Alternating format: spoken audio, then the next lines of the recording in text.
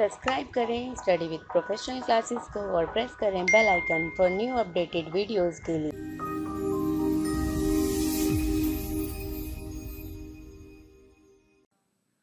Hello everyone, welcome to my channel study with professional classes. So friends, हम यहाँ पर commerce, UGC, net, JRF की हर unit को cover कर रहे हैं, प्लस प्रीवियस ईयर के क्वेश्चन पेपर को भी सॉल्व कर रहे हैं, जिसमें मैं काफ़ी सारी वीडियोस ऑलरेडी बना चुके हैं। आप प्लेलिस्ट में उन वीडियोस को देख सकते हैं।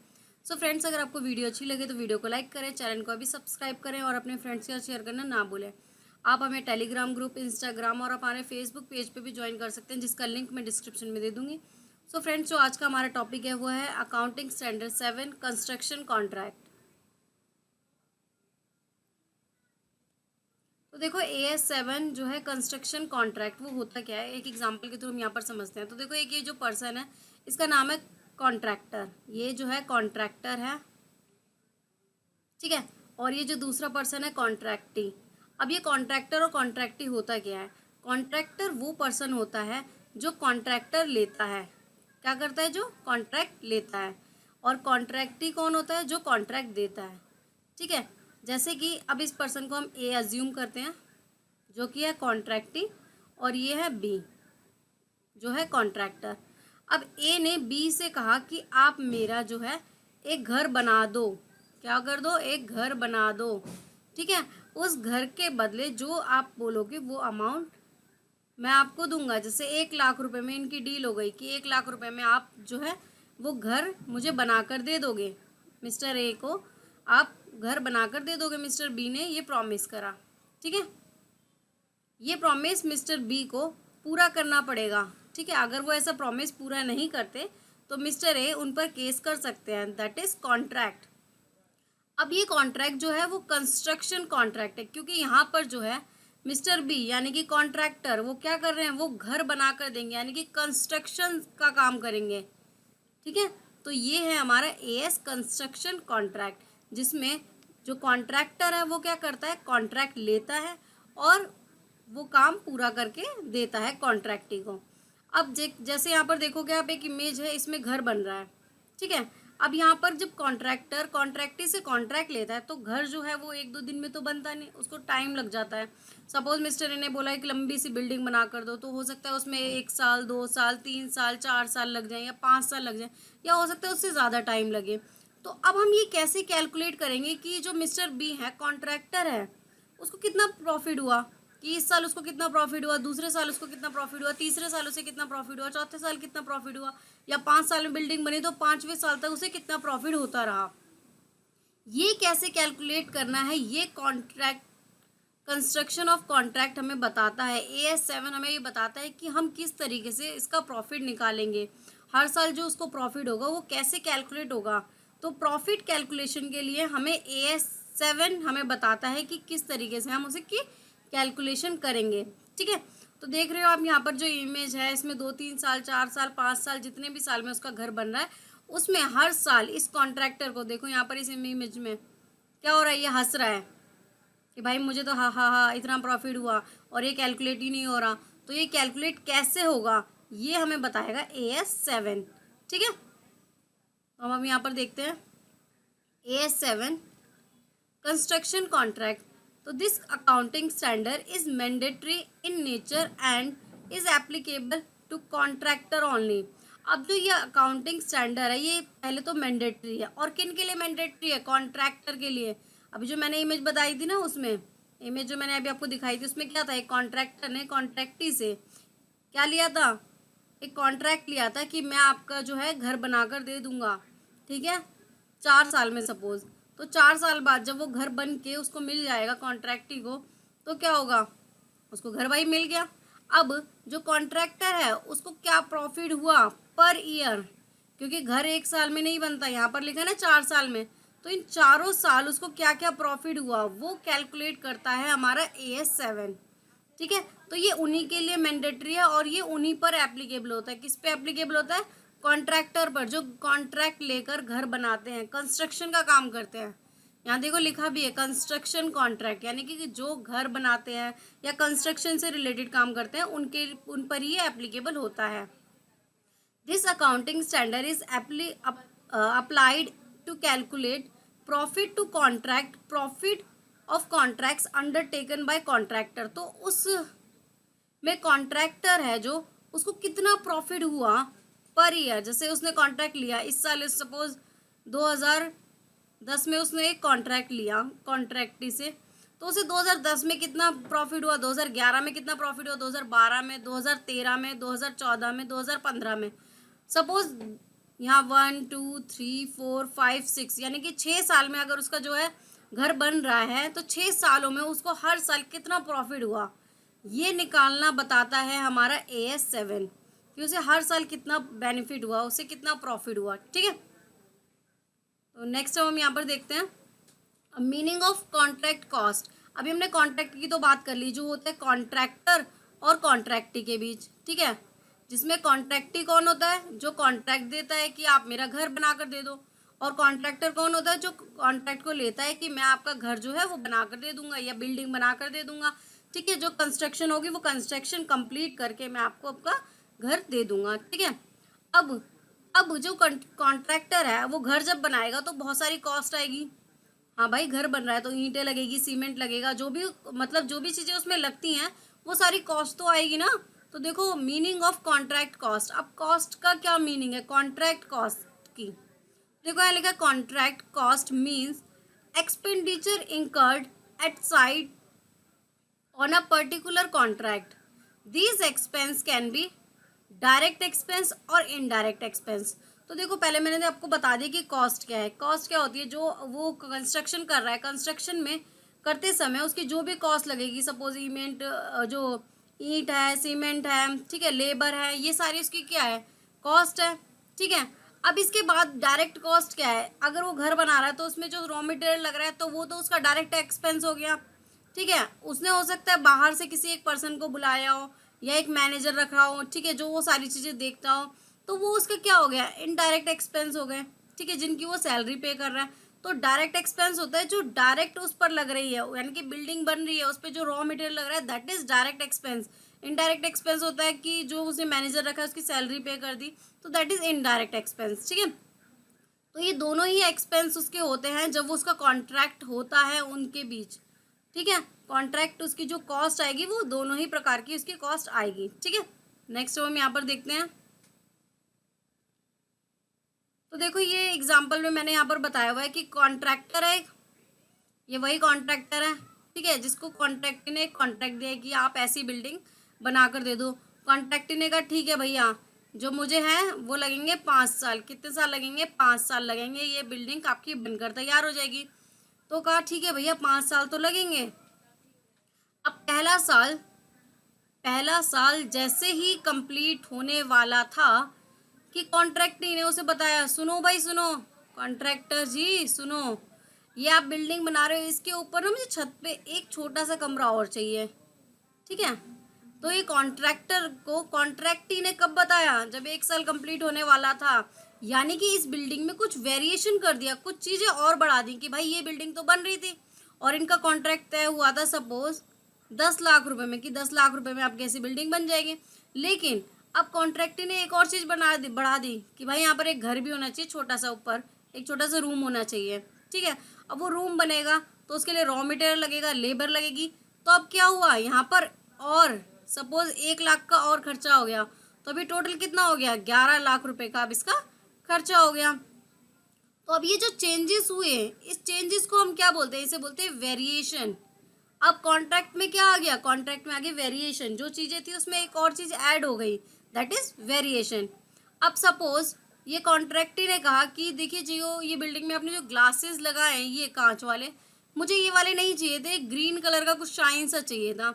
अब कॉन्ट्रैक्टर ने कॉन्ट्रैक्टर को समझाया कि भैया सुनो, अब ये ग्लास तो लग चुके हैं, बिल्डिंग में ग्लास तो लग चुके हैं, अब अगर मैं इस ग्लास को निकलवाऊं और इसकी जगह नया ग्लास लगवाऊं तो इसकी कॉस्ट तो और ज़्यादा आ जाएगी, प्लस ये जो ग्लास है इसका भी नुकसान होगा।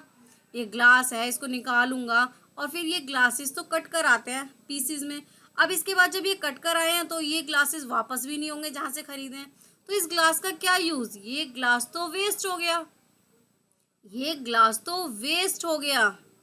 और ये नुकसान कॉन्ट्रैक्टर का हो गया क्योंकि भाई वो ग्लासेस निकलवाएगा, अब वो जो ग्लासेस हैं वो तो वेस्ट हो गए, अब नए जो ग्लास लगे उस वो बिल्डिंग में लग गए। तो नए ग्लास की कॉस्ट प्लस प्रीवियस ईयर के जो ग्लास है, जो ये ग्लासेस हैं जो चेंज किए जाएंगे, इसका जो भी नुकसान होगा ये कॉन्ट्रैक्टर क्लेम कर सकता है कॉन्ट्रैक्टी से कि आप मुझे उस नुकसान की भरपाई कीजिए जो आपने नुकसान मेरा करवाया है, दैट इज क्लेम, कि आप मुझे उस क्लेम की क्या करो, भरपाई करोगे। ठीक है। अब क्या हुआ, कॉन्ट्रैक्टर ने ये जो कॉन्ट्रैक्ट लिया था ये लिया था 2010 में, सपोज ये जो कॉन्ट्रैक्ट लिया था 2010 में लिया था। ठीक है। अब 2015 आते आते 15 आने से पहले ही 2015 में होगा ना कॉन्ट्रैक्ट पूरा 5 साल, तो 2011 में क्या हुआ भैया, महंगाई हो गई। 2010 में जो चीज़ें थी जो सस्ती मिल रही थी, लेकिन 2011 में चीज़ें महंगी हो गई, सीमेंट का रेट महंगा हो गया और भी जो मटेरियल लगता है उस सब चीज़ों का रेट क्या हो गया, महंगा हो गया। तो अब कॉन्ट्रैक्टर का जो कॉन्ट्रैक्ट था जो कि था 10 लाख का, ठीक है, अब 10 लाख का जो कॉन्ट्रैक्ट था उसमें अब वो कॉन्ट्रैक्ट तो बढ़ गया क्योंकि भैया चीज़ जो कॉस्ट थी वो बढ़ गई, इसकी कॉस्ट इंक्रीज हो गई। तो वो कॉन्ट्रैक्ट जो 10 लाख का था अब उसमें काफ़ी सारे जो थे रॉ मटेरियल उसके प्राइस बढ़ने से वो कॉन्ट्रैक्ट क्या हो गया, वो सपोज कॉन्ट्रैक्ट हो गया 13 लाख का। लेकिन अब यहाँ पर ये कॉन्ट्रैक्टर कॉन्ट्रैक्टर को कहेगा कि भैया सुनो, अब जो है मेरी कॉस्ट ज़्यादा आ रही है, पहले जो कॉन्ट्रैक्ट 10 लाख का था अब वो 10 लाख का नहीं हो सकता, क्योंकि जो मैं बिल्डिंग बना रहा हूँ 2010 में जो हमारा कॉन्ट्रैक्ट हुआ था तय, अब 2011 में क्या हुआ, इन चीज़ों के प्राइस बढ़ गए हैं, तो आपको मुझे उनके प्राइस देने होंगे, उसके क्या होंगे, प्राइस देने होंगे। तो इस प्राइस को देना होगा कॉन्ट्रैक्टर को, कॉन्ट्रैक्टी को, दैट इज एक्सक्लेशन। एक्सक्लेशन का मतलब होता है कि जहाँ पर महंगाई होने के बाद जो कॉन्ट्रैक्टर है उसका अमाउंट जो भी होगा, रॉ मटेरियल का इंक्रीज अमाउंट होगा वो उसको देना होगा। नेक्स्ट है इंसेंटिव्स। अब इंसेंटिव्स क्या होता है, देखो कॉन्ट्रैक्टर ने इतनी अच्छी बिल्डिंग बना कर दी, अब कॉन्ट्रैक्टर ने देखा वाह भाई वाह क्या बिल्डिंग बनाई है, वाह, ये खुश हो गया कॉन्ट्रैक्टर, मुझे तो भाई बहुत अच्छी लगी तुम्हारी बिल्डिंग, ठीक है, ये देखकर खुश। तो इसने कहा भैया मैंने इतनी शानदार बिल्डिंग बनाई है, मेरे लेबर्स ने बहुत अच्छा काम किया है, तो आप मुझे कुछ इंसेंटिव्स भी दो। ठीक है, तो यहाँ पर इंसेंटिव्स भी उसको मिल जाते हैं। ठीक है, तो अब इन सब की हम एक बार डेफिनेशन भी देख लेते हैं। तो देखो सबसे पहले variation means increase in agreed performance. मैंने आपको यही बताया था कि एक एग्जांपल में भी क्या बताया था कि वो जो बिल्डिंग है उसके ऊपर वो छोटा सा घर बनवाना चाहता है, यानी कि उसमें क्या करवा रहा है, एक परफॉर्मेंस में उसने इंक्रीज कर दिया कि ये आप और ऐड कर दीजिए। ठीक है, जिसकी वजह से जो कॉन्ट्रैक्ट की कॉस्ट है वो इंक्रीज हो जाएगी। Claim means recovery of loss expense from contract. अब जैसे मैंने आपको बताया था कि उसको बोला गया था कि ये जो ग्लासेस है उसको आप चेंज करके दूसरे ग्रीन कलर के ग्लासेस लगा दीजिए, शीशे दूसरे बदल दीजिए। ठीक है, तो अब जो पुराने शीशे जो बदले गए उसका जो नुकसान है वो कॉन्ट्रैक्टी से वो लेगा, रिकवर करेगा, तो उसको क्या क्या बोलते हैं, क्लेम, कि वो बोलेगा जो मेरा नुकसान हुआ है आप उसकी भरपाई कर दीजिए, दैट इज क्लेम रिकवर। ठीक है, एक्सक्लेनेशन क्या होता है, escalation means recovery for extra cost due to inflation. महंगाई की वजह से जो है चीज़ों के रेट बढ़ गए, तो वो भी वो किससे मांगेगा, कॉन्ट्रैक्टर कॉन्ट्रैक्टी से मांगे कि भैया देखो अब ये जो है प्राइजेस आप इंक्रीज हो गए हैं, तो कॉन्ट्रैक्ट की मेरी कॉस्ट इंक्रीज हो गई है जिस वजह से आपको ये कॉस्ट बियर करनी पड़ेगी। तो यहाँ पर देखो ये लिखा है recovery of extra cost due to inflation. ठीक है, incentives means price for better quality. ये किस लिए दिया जाता है कि आपको जो है बेटर क्वालिटी मिले और टाइमली कंप्लीट हो। वो जो है कॉन्ट्रैक्टर को आप चाहते हो कि वो जल्दी से टाइम पर ख़त्म कर दे, तो एज ए रिवॉर्ड के तौर पे आप उसे इंसेंटिव दे देते हो। देखो नोट क्या लिखा है, above item are consider as contract income. तो इन सबको हम किस में कंसीडर करते हैं, इसे हम कंसीडर करते हैं कॉन्ट्रैक्टर की इनकम में। अब ये सारी इनकम भी तो हो रही है, उसकी वेरिएशन उसने करवाया, तो भाई ये इनकम किसके पास गई, कॉन्ट्रैक्टर के पास। क्लेम किसको मिला, कॉन्ट्रैक्टर को। एक्सक्लेशन हुआ तो अमाउंट किसको मिला, कॉन्ट्रैक्टर को। इंसेंटिव कॉन्ट्रैक्टर को। तो ये सारा हम किस में मानते हैं, हम इसे उसकी इनकम में मानते हैं। Realization is certain. ठीक है, तो जो भी इनकम है ये कॉन्ट्रैक्टर की इनकम मानी जाती है। नेक्स्ट हम यहाँ पर देखते हैं, कि हम कैसे प्रॉफिट कैलकुलेट करेंगे। अब देखो यहाँ पर जो है मैंने एक फॉर्मेट दिया हुआ है आपको, इस फॉर्मेट के बाद हम एक क्वेश्चन को भी सॉल्व करेंगे। आप इस पहले फॉर्मेट को समझ लो, contract revenue into degree of completion, ठीक है, उसका अमाउंट यहाँ पर आ जाएगा, उसमें से माइनस करोगे आप कॉन्ट्रैक्ट कॉस्ट इंकर्ड की कितनी कॉस्ट इंकर्ड हुई, उसके बाद आपका यहाँ पर प्रॉफिट आ जाएगा। प्रॉफिट के बाद आप उसमें से माइनस कर दोगे कि आपको पिछले साल कितना प्रॉफिट हुआ।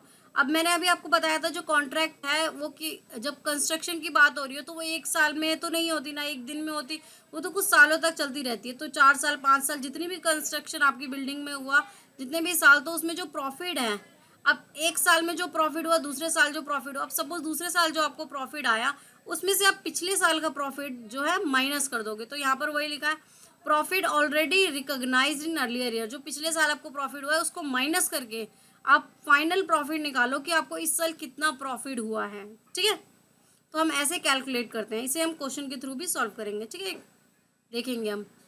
नेक्स्ट हम यहाँ पर देखते हैं डिग्री ऑफ कंप्लीशन। यहाँ पर देखो डिग्री ऑफ कंप्लीशन लिखा था, ये देखो यहाँ पर लिखा है ना डिग्री ऑफ कंप्लीशन। तो इसे हम कैसे कैलकुलेट करते हैं, यहाँ पर देखते हैं। Degree of completion means percent of work perform, it is calculate as follow, कि कितना परसेंट काम हो गया। ठीक है, कॉस्ट इंकर्ड कम्युलेटिव, कि ईयर में कितनी कॉस्ट इंकर्ड हुई, फर्स्ट ईयर सेकेंड ईयर, इन दोनों ईयर में जो है कॉस्ट कितनी इंकर्ड हुई। ठीक है, total estimate cost, estimate cost कितनी थी, कि अनुभव जो है, अनुभव लगाया था कि 10 लाख की कॉस्ट होगी तो 10 लाख रुपए। ठीक है, इनटू कर दोगे आप 100 से, उसके बाद जो अमाउंट आएगा that is degree of completion. Next हम यहाँ पर देखते हैं मीनिंग ऑफ रेवेन्यू कॉस्ट। अब रेवेन्यू कॉस्ट क्या होती है, कि जो भी इनकम अर्न की कॉन्ट्रैक्टर ने, it means revenue from contract arising from initial contract amount. Initial जो है स्टार्ट किया उसने, इनिशियल अमाउंट उसे कितना रिसीव हुआ वो यहाँ पर आ जाएगा। वेरिएशन जो भी उसने चेंजेस किए उसके बाद वो ऐड कर दोगे आप, इंसेंटिव मिला वो ऐड कर दोगे, कोई क्लेम मिला है, एस्केलेशन हुआ है, ठीक है, उसके बाद जो फाइनली उसको रेवेन्यू यहाँ पर रिसीव हुआ। रेवेन्यू का मतलब होता है कि कुछ भी इनकम रिसीव होना। ठीक है, नेक्स्ट हम यहाँ पर देखते हैं। देखो मैंने यहाँ पर एक क्वेश्चन भी लिखा है, Ram is a contractor of for building agreed revenue कितना है 10 लाख का, he estimate that expense on building will be 8 lakh, data is following. तो उसका अनुमान था कि 8 लाख रुपए तक का खर्चा आएगा।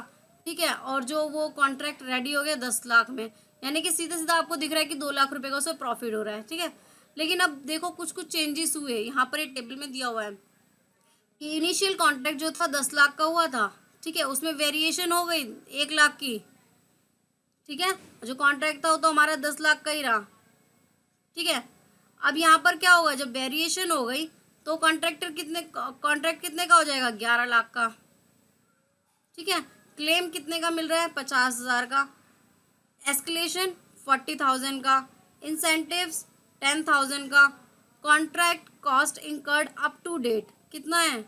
यहाँ देखो फर्स्ट ईयर कि हमने देखा कि अप टू डेट 3,10,000 का हो रहा है, दूसरे साल 5,70,000 का, तीसरे साल 9,20,000 का, और टोटल एस्टिमेट कॉस्ट कितनी आ रही है 8 लाख की थी हमारे यहाँ पर, लेकिन देखो यहाँ पर इंक्रीज हो गई 8,40,000, 9,20,000। ठीक है, अब इसका सॉल्यूशन देखते हैं। देखो क्वेश्चन का सॉल्यूशन, पहले हम इस क्वेश्चन को समझ लेते हैं कि क्वेश्चन क्या है। तो देखो जो कॉन्ट्रैक्टर रेवेन्यू है वो कितना हो रहा है, पहले साल हो रहा है 10 लाख, दूसरे साल 11 लाख, तीसरे साल 12 लाख। जो हमारी एस्टिमेट कॉस्ट थी वो कितनी थी 8 लाख, लेकिन अब कितनी हो रही है एस्टिमेट टोटल कॉस्ट 8,40,000, दूसरे साल 9 लाख और तीसरे साल 9,20,000। आप उस पर अमाउंट देखोगे यहाँ पर तो 3,10,000 का पहले साल था, दूसरे साल 5,70,000 का था, तीसरे साल 9,20,000 का था। तो उसी पे जो कॉस्ट थी वो हमारी कितनी हो रही है 8,40,000, 9 लाख और तीसरे साल 9,20,000। देखो यहाँ पर भी वही लिखी है कि पहले साल 8,40,000, दूसरे साल 9 लाख, तीसरे साल 9,20,000 रुपये। तो ये हमारी क्या हो रही है टोटल एस्टिमेट कॉस्ट। अब हम इसे कैसे कैलकुलेट करेंगे, यहाँ पर देखो सबसे पहले हम यहाँ पर निकालेंगे डिग्री ऑफ कंप्लीशन। तो इसके लिए फॉर्मूला है यहाँ पर कॉस्ट इंकर्ड कम्युलेटिव और टोटल एस्टिमेट कॉस्ट।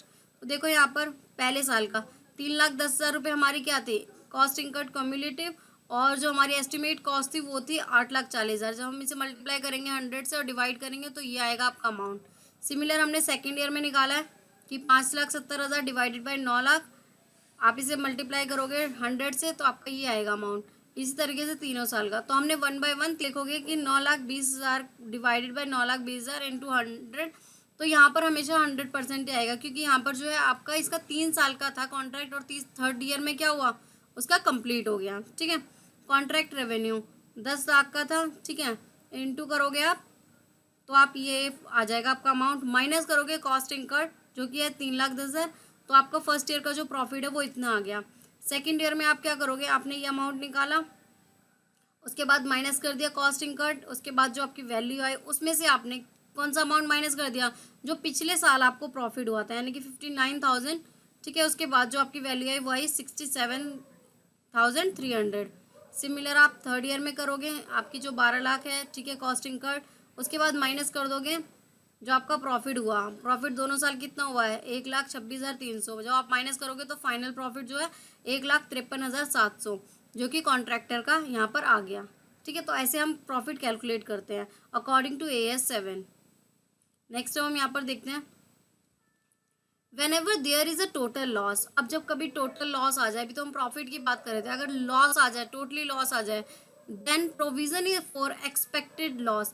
अब बेसिकली हम अकाउंट में करते क्या है कि अगर हमें पता होता है कि हमारा कोई नुकसान होने वाला है तो उसके लिए हम पहले से ही प्रोविजन बनाकर रख लेते हैं। तो यहाँ पर भी वही लिखा है कि then provision for expected loss. तो हमें अंदाज़ा होता है कि कितना लॉस होने वाला है, उस अंदाजे को देखते हुए हम उसके अकॉर्डिंग प्रोविजन बना लेते हैं। Loss should be made as follow. तो इस तरीके से हम इसका क्या करेंगे, प्रोविजन बना लेंगे। टोटल एक्सपेक्टेड कॉस्ट हमारी इतनी थी, माइनस कर देंगे उसमें से टोटल एक्सपेक्टेड रेवेन्यू कि हमें इतना अर्न किया, कॉस्ट में से माइनस कर आपने रेवेन्यू, तो आपका आ गया फाइनली इतना लॉस हुआ। इसमें से लॉस रिकॉग्नाइज, यानी कि आपने कितना लॉस रिकॉग्नाइज किया। ठीक है, उसके बाद ये तो हमने एस्टिमेट किया था कि इतना लॉस हो जाएगा, लेकिन इतना लॉस हुआ तो हमारा फाइनली प्रोविजन इतने का बचा। ठीक है, और जो नेक्स्ट ईयर का प्रोविजन होगा उसमें से हम ये वाला प्रोविजन कैंसिल कर देंगे। मतलब हमने पहले साल जो प्रोविजन बनाया, दूसरे साल देखा कि इतने का प्रोविजन हुआ, सपोज 1 लाख का हमने प्रोविजन बनाया, 1 लाख में से 50,000 का ही हमारा लॉस हुआ, यानी कि 50,000 का हमारा प्रोविजन बचा है। तो हम नेक्स्ट ईयर इस 50,000 को क्या करेंगे, पहले कैंसिल कर देंगे, प्रॉफिट एंड लॉस साइड पे इसे कैंसिल कर देंगे। ठीक है, फिर नेक्स्ट ईयर के लिए हम प्रोविजन बनाएंगे। तो देखो यहाँ पर भी वही नोट लिखा है, note provision should be cancelled in next year every time. तो उसे हमें कैंसिल करना ज़रूरी है हर साल नेक्स्ट ईयर में, जो पिछले साल का हमारा प्रोविजन था उसे। एक एग्जाम्पल के थ्रू हम इसे समझते हैं यहाँ पर। तो देखो टोटल लॉस यहाँ पर हमारा है जो 50,000 है, और next year 1 lakh, 3rd year 2 lakh, और हमारा जो रिकॉग्नाइज हुआ है लॉस वो है 28,600, 71,410, और 3rd ईयर पूरा 2 लाख का। तो यहाँ पर तो कोई अमाउंट ही नहीं बचा। तो हमारा जो प्रोविज़न यहाँ पर बचा वो है 21,400, और यहाँ बचा 28,510। तो इस अकॉर्डिंग हम P&L में इनकी एंट्रीज कर देंगे। हम कैंसिल करने के लिए यहाँ क्रेडिट साइड न करेंगे, और इसकी जो डेबिट साइड है इसकी साइड प्रोविज़न बना लेंगे। सिमिलर यहाँ पर भी प्रोविज़न बनाया, ये फर्स्ट ईयर करा हमने, और सेकेंड ईयर उसको कैंसिल करने के लिए ये वाली एंट्री करी। नेक्स्ट ईयर जो भी है हमने क्या करा, उसको प्रोविज़न को यहाँ पर कैंसिल कर दिया। ठीक है, तो देखो कॉन्ट्रैक्ट जो है वो कितने टाइप के होते हैं, यहाँ पर 2 टाइप के कॉन्ट्रैक्ट होते हैं। फर्स्ट है cost plus contract, where revenue is calculated by adding percentage of cost incurred like NHAI, national highway authority of India. अब देखो कॉस्ट ऑफ जो है टाइप ऑफ हमारा कॉन्ट्रैक्ट है, इसमें जो फर्स्ट है वो है कॉस्ट प्लस कॉन्ट्रैक्ट। अब क्या होता है, देखो एक एग्जांपल के थ्रू समझते हैं हम इसे। अब यहाँ पर जो है मिस्टर ए है, मिस्टर ए जो है सड़क बनाते हैं, क्या करते हैं, ये देखो यहाँ पर इमेज में दिख रहा है, सड़क बनाते हैं। अब ये क्या कहते हैं कि मैंने देखो 1 किलोमीटर तक सड़क बना दी, आप उसके मुझे पैसे दे दो। 1 किलोमीटर तक सड़क बना दिया, आप उसके मुझे पैसे दे दो, फिर ठीक है, और यहीं पे कॉन्ट्रैक्ट खत्म। मतलब आप जितनी सड़क बनाते जाओगे आप उसके पैसे ले लो, कोई कॉन्ट्रैक्ट नहीं है, यानी कि जितनी आपकी कॉस्ट है आप उसके पैसे हमसे लेते जाओ। तो देखो ये कॉस्ट प्लस कॉन्ट्रैक्ट क्या कहता है कि आपने 5 किलोमीटर की बना ली सड़क, आप 5 किलोमीटर के पैसे ले लो। तो यहाँ पर जो कॉन्ट्रैक्ट है वो कोई फिक्स नहीं है, आपने इतनी सड़क बना ली है, आप इतने के पैसे ले लो। मैक्सिमम ये क्या होता है, नेशनल हाईवे पे ऐसा होता है कि आप इतने किलोमीटर की जो है सड़क बना लेते हो, आप उसके अमाउंट जो है कॉन्ट्रैक्टर उसका ले लेते हैं। ठीक है, यहाँ पर देखो एक सड़क की मैंने काफ़ी अच्छी इमेज जो है दिखाई है आपको, तो आप इसे समझ सकते हैं अच्छे से। नेक्स्ट जो है कॉन्ट्रैक्ट, जिसकी हम अभी तक बात कर रहे थे AS 7 में, जो कि फिक्स्ड अमाउंट पर मिलता है कि आपने एक घर बनाना है, ठीक है, और आपको ये अमाउंट आपको दे दिया गया कि 5 लाख में आपको घर बनाकर एक रेडी रखना है जो कि 3 साल में रेडी हो जाएगा, ठीक है। तो आपको फिक्स अमाउंट मिल जाता है कॉन्ट्रैक्टर को। Fixed amount contractor where contract revenue is fix, तो उनका रेवेन्यू क्या होता है, फिक्स होता है। And settled as per the agreement, जो भी उनका एग्रीमेंट होता है, जो भी कॉन्ट्रैक्ट का एग्रीमेंट होता है उस पर वो सब सारी कंडीशंस लिखी होती हैं और उस पर ही वो सेटल्ड हो जाते हैं कि ये अमाउंट आपको हमें पे करना है। लेकिन कॉस्ट प्लस में ऐसा नहीं होता, वो जितना काम करेंगे उसके बदले उतना ही उन्हें पैसा मिल जाता है। जितने किलोमीटर उन्होंने सड़क बनाई उतने किलोमीटर उन्हें अमाउंट मिल गया। लेकिन इन्हें क्या है, ये कॉन्ट्रैक्ट, ये घर बनाना है, इसके बदले जो फिक्स अमाउंट है वो उन्हें मिल जाएगा कॉन्ट्रैक्टर को। अब डिस्क्लोजर तो बहुत ज़्यादा ज़रूरी है, ठीक है। डिस्क्लोजर का मतलब है यहाँ पर कि जो भी आपने जितनी भी एक्टिविटी करी है कॉन्ट्रैक्टर ने, वो सारी एक्टिविटी को आपको दिखाना होगा कि आपने ये सारी एक्टिविटी करी है, ठीक है। कॉन्ट्रैक्टर रेवेन्यू, जो भी रेवेन्यू आपने अर्न किया है वो दिखाना है। जो भी आपकी कॉस्ट आई है कॉन्ट्रैक्टर की वो भी आपको डिस्क्लोज करना होगा। जो प्रॉफिट हुआ है उसे भी डिस्क्लोज करना है। तो डिस्क्लोजर तो बहुत ही ज़्यादा इंपॉर्टेंट है। जो भी आप एक्टिविटी करोगे वो सारी ही डिस्क्लोज करनी होती है कॉन्ट्रैक्टर को, ठीक है। अब हम एक बार रिवाइज करते हैं कि हमने आज क्या क्या पढ़ा है, समरी देख लेते हैं। तो सबसे पहले हमने AS7 के बारे में पढ़ा, accounting for construction contract. This statement deal with accounting for construction contract. तो ये किससे डील करता है, ये कंस्ट्रक्शन कॉन्ट्रैक्ट से डील करता है, जिसमें एक कॉन्ट्रैक्टर होता है, एक कॉन्ट्रैक्टी होता है।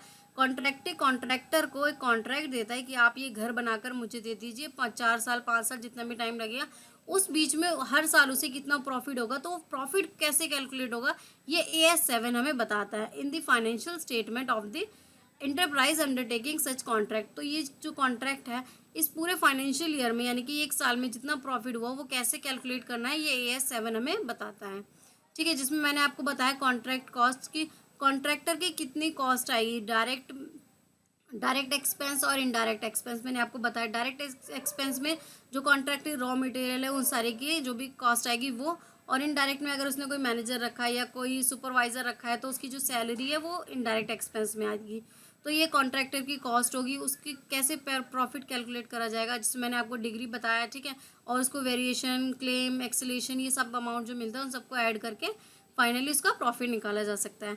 कॉन्ट्रैक्टर रेवेन्यू, उसको क्या क्या मिलता है, वेरिएशन, जैसे वेरिएशन को मैंने आपको बताया था कि अगर एक कॉन्ट्रैक्टर ने कॉन्ट्रैक्ट लिया है एक घर बनाने का, कॉन्ट्रैक्टर ने अचानक से 1 साल बाद बोला कि आप इसके ऊपर भी एक छोटा सा जो है एक रूम बना दीजिए, यानी कि कुछ ऐड करवा दिया, दैट इज़ वेरिएशन, कि कुछ चेंज करवा दिया, जिसके थ्रू क्या हुआ, अब कॉन्ट्रैक्टर का जो है अमाउंट इंक्रीज हो गया क्योंकि कॉस्ट बढ़ गई। अब उसके लिए और सामान चाहिए होगा, उसका रॉ मटेरियल चाहिए होगा, लेबर चाहिए होगी। तो अब यहाँ क्या हो गया, वेरिएशन आ गया कॉस्ट में, ठीक है। क्लेम, जैसे मैंने एग्जांपल के लिए एग्जांपल में मैंने आपको बताया था कि एक घर है, उसके जो शीशे हैं वो शीशे चेंज करवाए, तो फिर जो शीशे हैं वो जो है, जो ग्लास है वो क्या, जब चेंज करवाया तो उसके बाद जो ग्लास जो है ख़राब हो गया, तो जो वेस्ट है उसका क्लेम वो कॉन्ट्रैक्टी से कर लिएगा कि आप जो है इस वेस्ट का मुझे आप अमाउंट दोगे, आप क्लेम करता है कॉन्ट्रैक्टर, ठीक है, भरपाई लेता है, नुकसान जो होता है उसकी वो भरपाई लेता है। एक्सक्लेशन का मीनिंग मैंने आपको बताया था कि सपोज़ 2019 में उसने कॉन्ट्रैक्ट किया, 2020 में बहुत महंगाई हो गई तो कॉन्ट्रैक्टर का अमाउंट इंक्रीज़ हो गया, तो एस्केलेशन यानी कि जो अमाउंट महंगाई बढ़ी है उसका अमाउंट भी उसे देना पड़ेगा। इंसेंटिव की काम अच्छा किया तो उसके बदले जो प्राइस एज ए प्राइस के तौर पे कॉन्ट्रैक्टर को देता है कि ये आपने बहुत ही अच्छा घर बनाया, तो इंसेंटिव उसे देते हैं। टाइप ऑफ कॉन्ट्रैक्ट में मैंने आपको बताया था cost plus contract. Cost plus contract में होता है कि जितना काम किया उस काम के बदले उतना आपको अमाउंट मिल जाए। जैसे कि एक सड़क का मैंने बताया था कि सड़क आपने 5 किलोमीटर बनाई तो 5 किलोमीटर सड़क बना दी तो आप उसका प्राइस ले लो, यानी कि फिक्स अमाउंट इनका नहीं होता, ठीक है। और नेक्स्ट है फिक्स अमाउंट कॉन्ट्रैक्ट, यानी कि जैसे ये घर वाला एग्जांपल था कि इसने घर बनाया, ठीक है, कॉन्ट्रैक्टर ने, और उस घर बनाने में 4 साल लगे और उस 4 साल में क्या प्रॉफिट हुआ, यानी कि कॉन्ट्रैक्टर ने एक फिक्स अमाउंट बोल दिया कि 10 लाख या 15 लाख रुपए, 15 लाख का कॉन्ट्रैक्ट हो गया इस घर को बनाने का, तो यहाँ पर फिक्स्ड अमाउंट है, ठीक है। इस ड्यूरेशन में आपको उसको घर बनाकर देना है। डिस्क्लोजर रिक्वायरमेंट, यानी कि डिस्क्लोज करना होगा जो भी आपने, जो भी रेवेन्यू हुआ कॉन्ट्रैक्ट का, जो भी एक्सपेंस हुए, जो भी कॉस्ट उसकी भी लगी, ठीक है, जो भी वेरिएशन हुई, क्लेम हुआ, एस्केलेशन हुआ, इंसेंटिव्स हुआ, जो भी आपने एक्टिविटी करी है बिजनेस में वो सारी ही डिस्क्लोज करनी पड़ेगी। सो फ्रेंड्स, अगर आपको वीडियो अच्छी लगी हो तो वीडियो को लाइक कर दो, चैनल को अभी सब्सक्राइब कर दो और उसके साथ जो बेल आइकन है उसे भी प्रेस कर दो, जिससे कि आपको न्यू अपडेटेड वीडियो की नोटिफिकेशन मिलती रहे। वीडियो को शेयर कर दो। आप हमें Telegram group, Facebook page, Instagram और हमारे ब्लॉगर पे भी फॉलो कर सकते हो, जिसका लिंक मैं डिस्क्रिप्शन में दे दूँगी। ब्लॉगर की आईडी यहाँ गिवन है www.studywithprofessionalclasses.blogspot.com। So thank you friends.